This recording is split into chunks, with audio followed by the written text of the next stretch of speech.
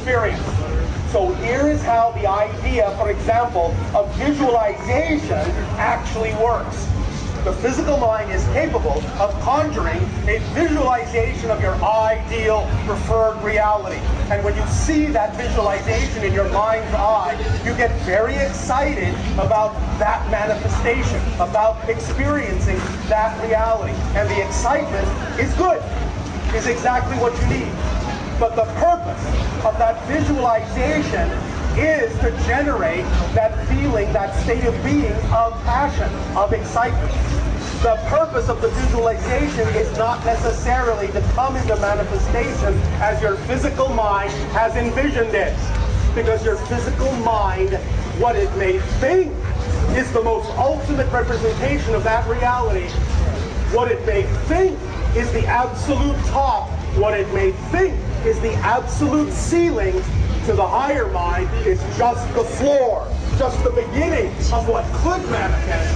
And if you simply stay in the state that the visualization generates within you, and then let go of the actual imagery and hand that energy over to your higher mind will actually then bring you the manifestation that is actually representative of that passion state, even though it may look nothing like you imagine. It might, but it might not. So the idea is to use the energy state to work with the higher mind and allow the higher mind to bring you what it knows you really need that is truly representative of that energy state, so that you can be open and willing to accept that no matter what manifests, it is all part and parcel, all a representation of your joy, and never will be defined or labeled as an interruption in it, or an obstacle in it, or a stopping of that joy.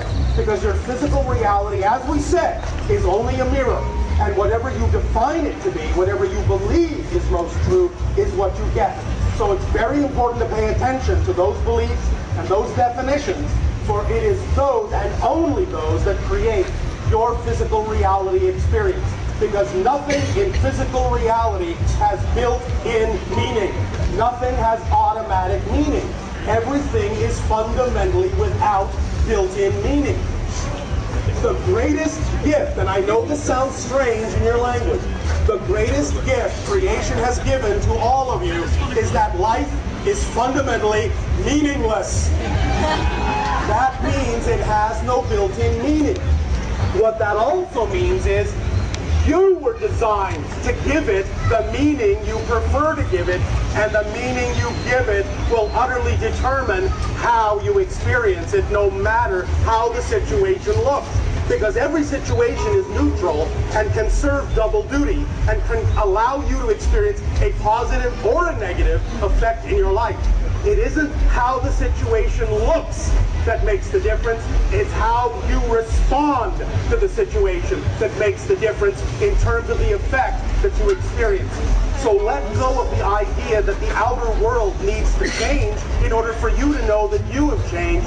Just make the change within yourself, know that you have changed, behave as if you have changed, and then you will prove to creation that you have changed, because you will be responding differently to the outer reflection, even if the outer reflection stays the same.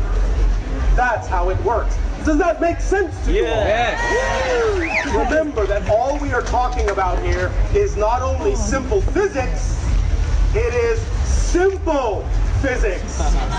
Very simple.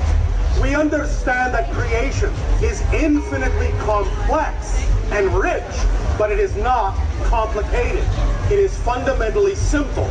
Were it not fundamentally simple, it could not be infinite. Because if it were more complicated than this, it would fall and collapse under its own weight.